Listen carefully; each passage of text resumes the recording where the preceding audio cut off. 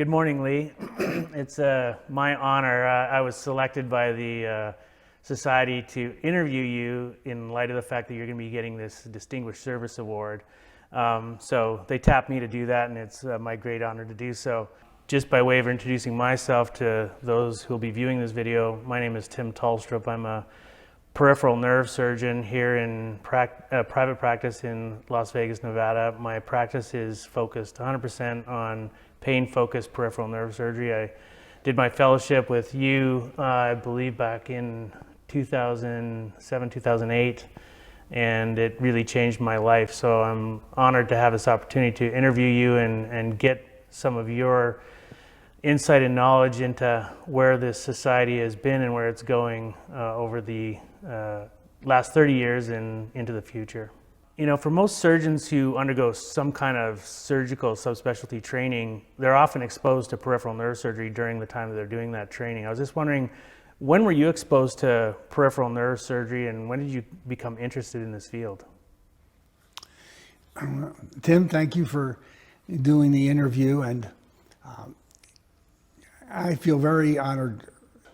I'm very honored to have it this year to try to answer your questions. Specifically, in medical school, I took my first elective in plastic surgery.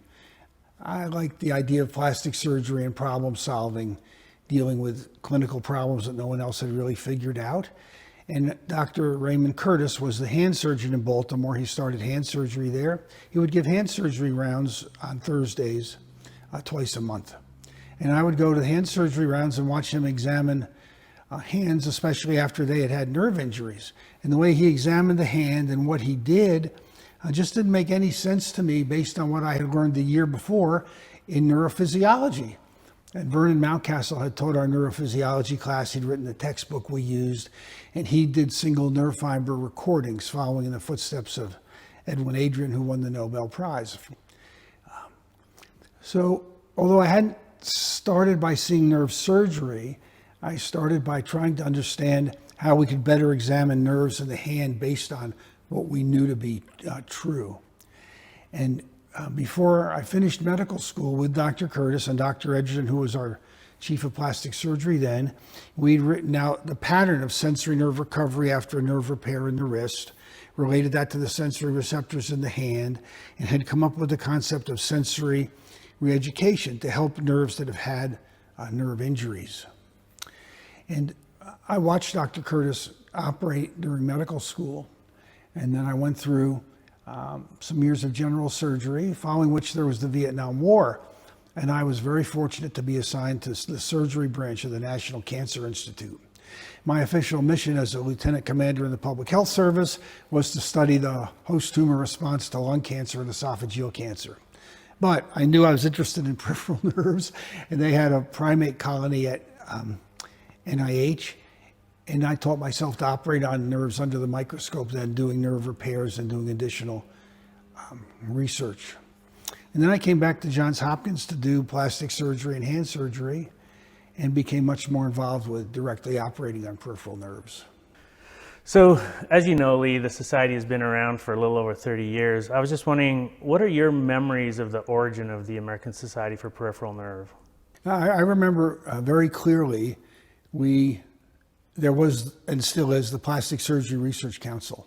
And I would go to that, and people who were doing nerve research would present papers. The good thing about that meeting was there were a relatively small number of papers, and we could ask very detailed questions, and we had a lot of time for discussion. But in terms of peripheral nerve research and getting it published, the Hand Surgery Society and the Plastic Surgery Society weren't so interested in peripheral nerves. And a group of us at the Plastic Surgery Research Council, there were 21, got together, mainly under the influence, direction, and guidance of Julia Terzitz, who became our first president, and decided to form another society. I didn't really think we needed another society. What I thought we needed, we certainly didn't need another forum to hear 50 or 60 papers, which does still happen at our meetings.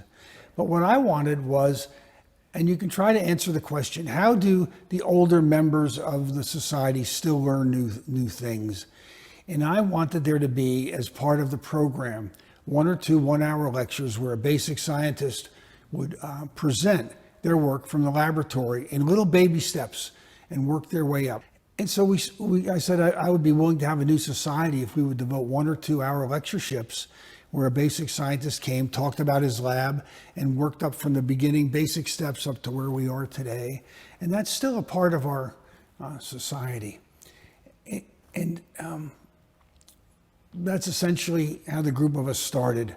We had no idea really how it should progress, and we decided we would meet at the same time as the Plastic Surgery Research Council, because all of us would go to that meeting. It wouldn't be a separate meeting we had to leave our practices from to attend.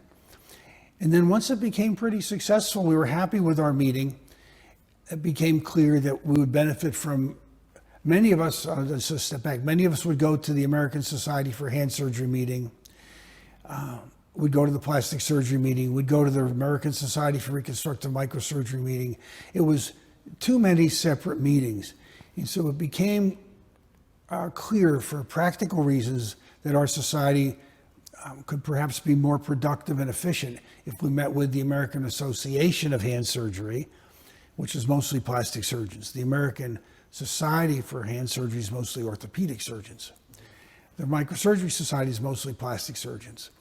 And so it came about that the American Association of Hand Surgery would meet, our Peripheral Nerve Society would meet in the middle, and the microsurgery meeting would be at the end. And papers that would be of interest to all 3 societies could be in the middle. And that's how we came to have the format we have today. Okay. Now, being one of the founders of the American Society for Peripheral Nerve, I'm sure that over the last 30 or so years, there's been a lot of developments and progress in the society that you might not have thought of when you first started it. But what have your observations or thoughts been on the way that the society has grown and progressed since you started it in 1990?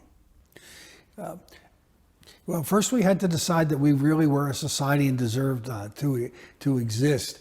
And to help that, we needed a logo. And Susan, along with another Susan Clow, who's a medical illustrator who trained at Hopkins, but it was at the University of Toronto, came up with the logo of a hand holding a myelinated and a non-myelinated nerve fiber. And that logo has continued, but has been improved about 3 years ago. And I created the first tie. You can't have a society without a society tie. And we're all using the route walking track, which was described by the Mendencelli, and I made it into a club tie. One of my researchers who had come from Holland's father worked in cloth manufacturing. And so my favorite color is blue-green, and we had a blue-green tie with little yellow walking tracks. And that became the tie given to each president each year. Dave Brown, about 3 years ago, introduced a new society tie that has our logo instead of the route walking tracks. And then, of course, we had to come up with a hat.